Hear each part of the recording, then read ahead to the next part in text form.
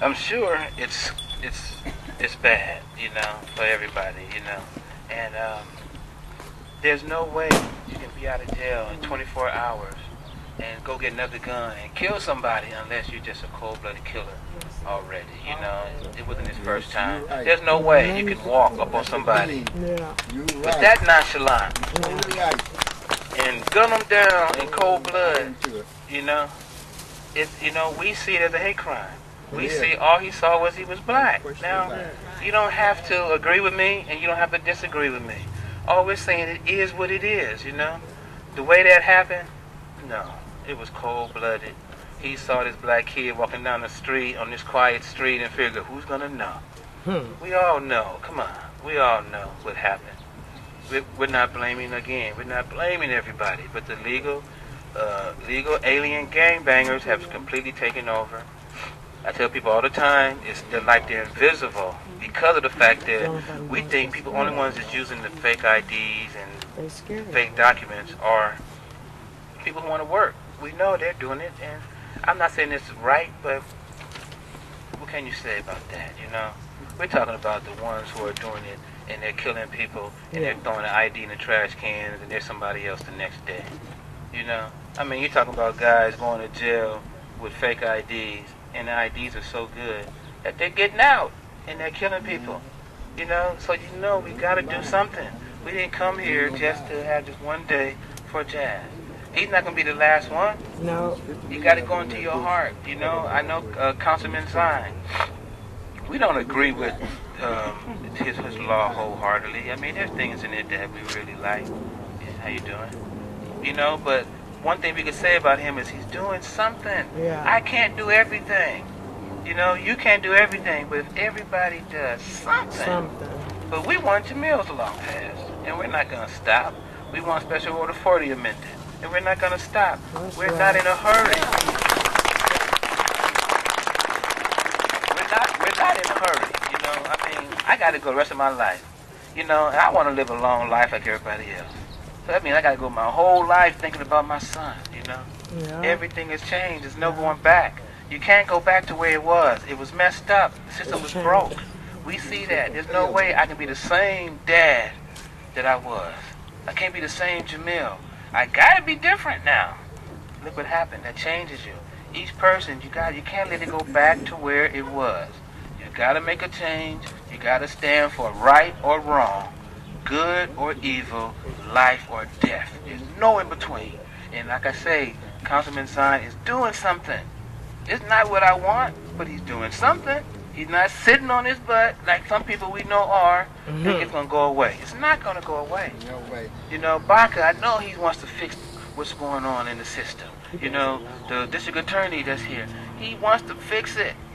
People that are here want to fix it. They're not here because they're mad at Jamiel or they want to make him stop doing what he's doing. They're here because they want to fix this broken system. We got Walter Moore. He's the one that came up with Jamiel's law. He came up with Jamiel's law before I talked to him, so I know it was real. You don't have to like everything about each person. We're all different, and we know that. But if you're on the side of good and bad, we got to band together. Blacks, Latinos, whites, Asians, we got to band together for life or death. You can't say you're in the middle of it. It's no in the middle. And right now, I know Sheriff Baca has to go. He's on a schedule, and I'd like him to come on up.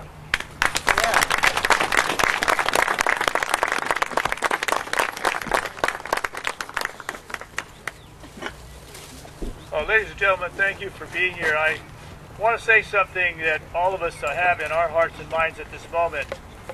As you know, Jamiel was killed recently, and I appreciate the fact that his dad was able to recall something that's very important for all of us to recall, that we have a very important criminal justice system in the United States. We have a very important criminal justice system here in Los Angeles.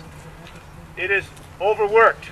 It is beyond one's imagination as to the gridlock that's in the county jails. There's gridlock in the courtrooms, and there's gridlock in the entire state of California because we have more people in prison than any other state in the United States.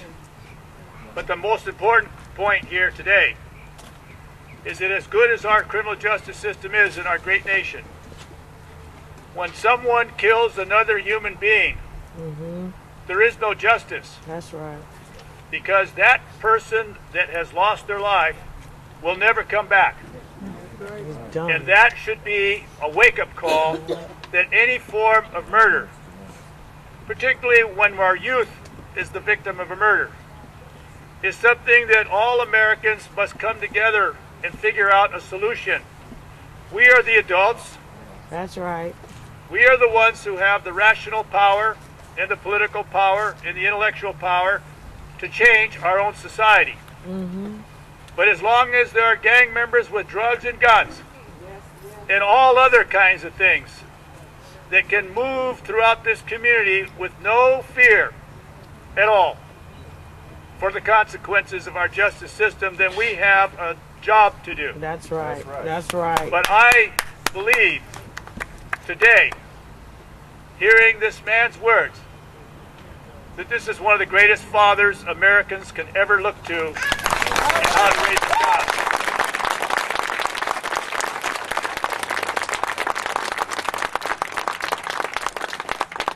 And Jamiel's mother, who was serving in Iraq at the time of his death,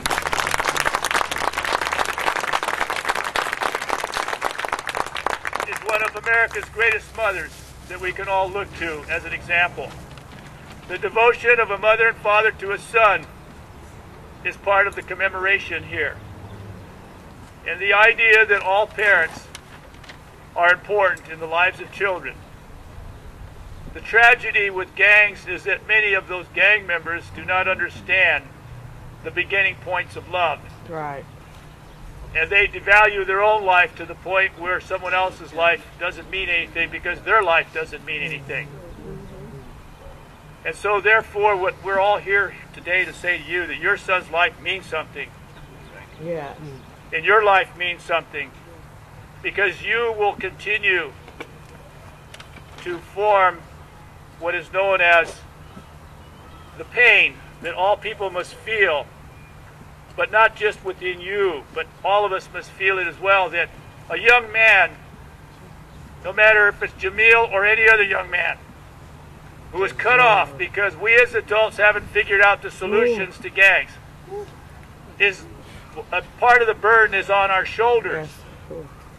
And we cannot afford in Los Angeles County let gangs run randomly as they have been for so many years. Yeah. And so I'm here to say, yes, there is a political solution. We have Senator Feinstein, we have Bobby Scott, a congressman from Maryland, we have Adam Schiff, a congressman from Los Angeles, and we have Maxine Waters, another congressman. And they're all involved. Let me say this. You may not like everything I say, but I'm going to say it. That everybody that can do something must be respected. That's right. All right. And when our Congress is moving in a direction that says, how can we prevent this from happening? How can we prevent this person that killed Jamiel from ever having that motivation in the first place? That's right. That we need a national bill that would allow this great city and county to have more funds for intervention programs. Because we have to have a solution. And you know what? That solution, That's it. that solution will never come for this young man if you and I keep on talking the wrong talk. That's right. There you go. The right talk is every young person deserves to grow up with a father like this and a mother like he has. That's the objective here. And if anyone here thinks that you can be a better mother than Mr. Shaw and his wife, then start criticizing. Right. But until you walk in the streets here and until you face the challenges of how to raise a child the right way, then you have no room for criticism. That's right. That's right. And that's why I believe it's important for me to also say, of all the disasters in Southern California, Los Angeles in particular, in the last 10 years, fires, earthquakes, floods, civil unrest, and a big train wreck in Glendale, we have lost 280 lives